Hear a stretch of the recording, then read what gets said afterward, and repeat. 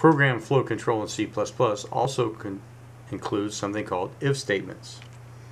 And if statements let you repeat a process one time when specific conditions are met.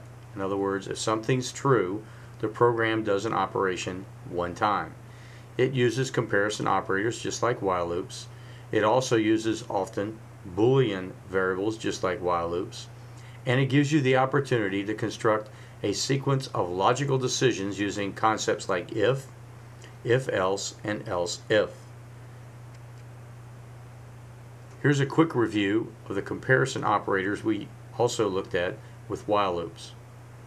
We can also have more than one condition at a time that needs to be met for an if statement to execute. That's and. Or we could have a series of different conditions, one of which must be true if we use the or idea. Here's a small example. Let's say we have a variable called char go again. We have a separate variable called bool keep going equals false. Then we have a cout, if you wish to go again, enter y for yes and hit return. Then we would cin a value for go again. In other words, we would hit one letter from the keyboard and hit return. Now, if we had entered a small y or a capital Y, this if statement would execute. In other words, if go again was a small y, or if go again was a capital Y, then inside the squigglies for the if statement we would set keep going equals true.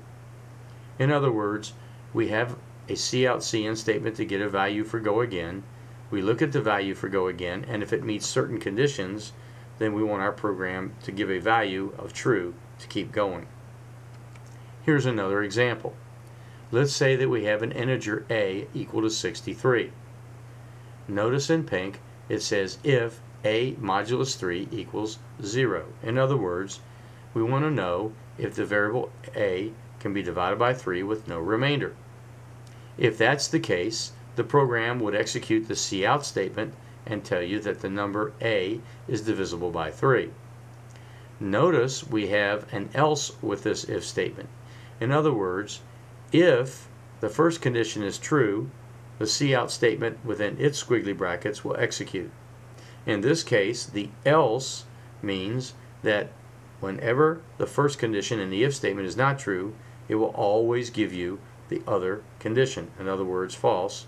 So else cout the number a is not divisible by 3. So in this example, we see that we have an if statement that if true gives us one result, otherwise we'll always get the other result with else. Alright, there are so many different ways we can use ifs, whiles, and fors. We'll have to think about what these do and solve each problem separately and use whatever code and syntax we need to make that work.